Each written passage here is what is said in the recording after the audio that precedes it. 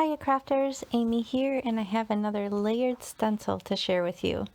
This is called Layering Orbs, and it's an older stencil from A Colorful Life Designs. You can see it comes in 3 different layers, and I'm going to have fun creating with this for you today.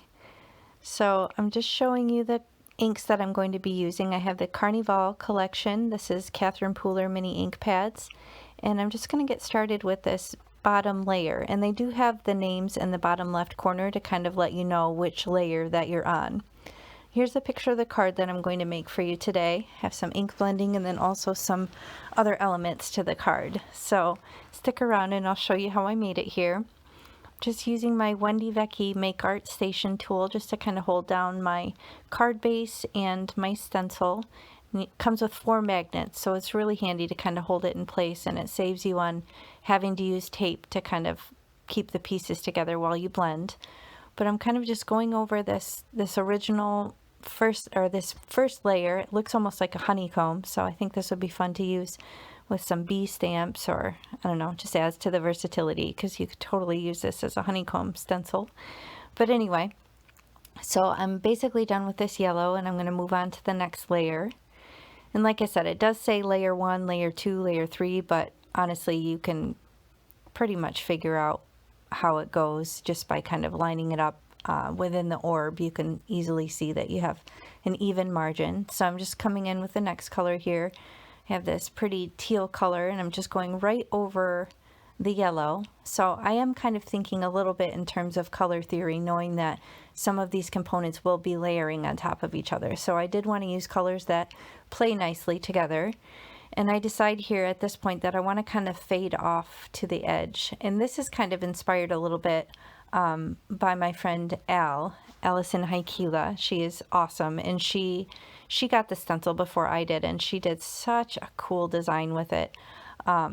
I'll try and find a link to it and put it in the video description box if I can, but it was just such an inspiring card, and that really kind of inspired the faded look that this card has today. So thanks for that awesome inspiration, Al. But anyway, I came in with kind of that darker blue color on the edge, and then I decide, honestly, on a whim, that I want to add this Glitz glitter gel. So this is by Gina K, and I do have that that plastic on there. That's the press and seal, just to kind of keep it from drying out. And you can see it's really milky on the top. That's because it's been sitting for a while, but it's not hardened. It's easily able to kind of emulsify back together. So just kind of stir it up a little bit. It did feel almost maybe like it was starting to get a little hard in spots, but thankfully with a little bit of stirring it came back to life. So be sure to keep press and seal or something like that on any of these type of mediums, because they will dry out on you. Now here I am kind of having to use tape just because I am using kind of a more liquid type medium here, and I am going to be kind of scraping that through the stencil. So, and I don't want to get it all over my Make Art Station, because I don't know, if this stuff dries on there, then it's really hard to get off, and I didn't want to mess up that surface. So for this portion, I'm just working directly on my glass mat here, my Tim Holtz glass mat, because that's super easy to clean up.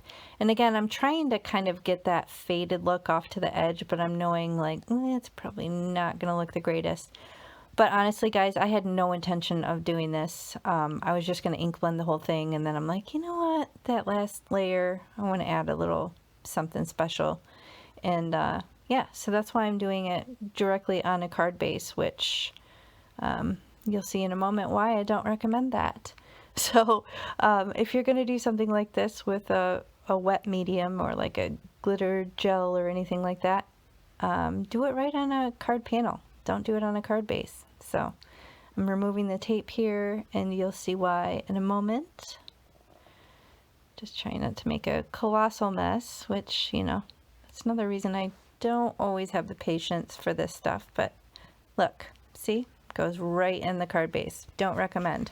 So I waited for it to dry, and I cut it down with my stitch rectangle dies from Paper Rose, and then just attached it to another card base. So it ended up fine. But do yourself a favor, if you're going to do some sort of gel or medium like that, just do it on a panel rather than a card base.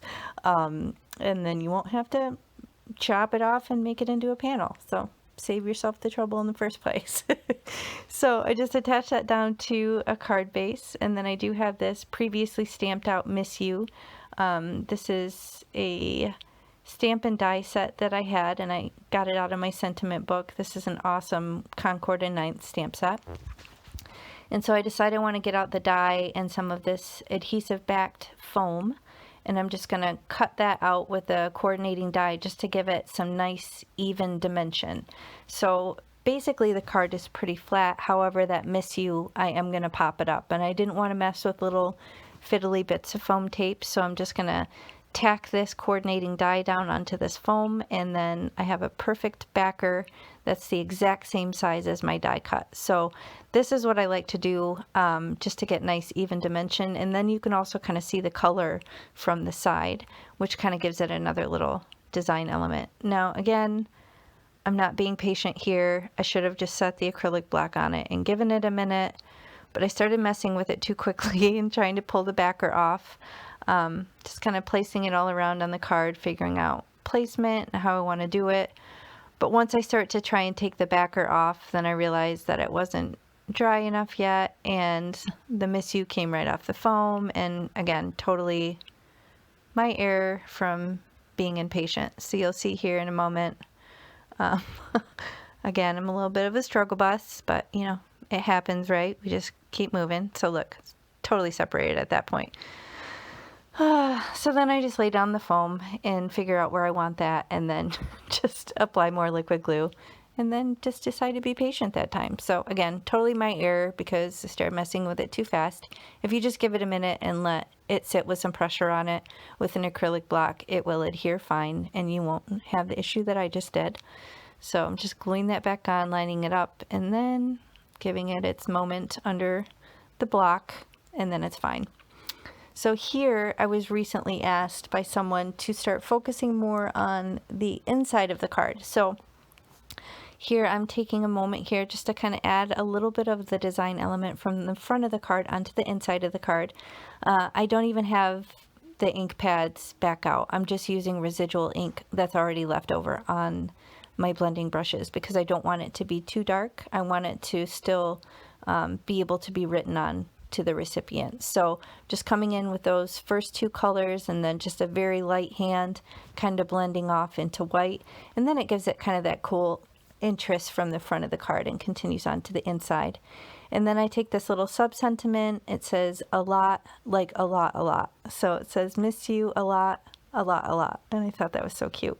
So I'm just going to stamp that with some black pigment ink. This is VersaFine Clair. It's a nice, rich, dark black pigment ink. It'll stand out nicely on that ink blended little portion on the inside of the card. But this is just a fun way to, you know, still keep it simple, but give the inside of the card a little bit of love too. So I don't often show it. I don't always do something on the inside of the card, but I will try and show that more in my videos. So here it's got that cool, pretty glittery effect on the front of the panel, and that nice little popped up element with the sentiment, and then a continuation on the inside of the card.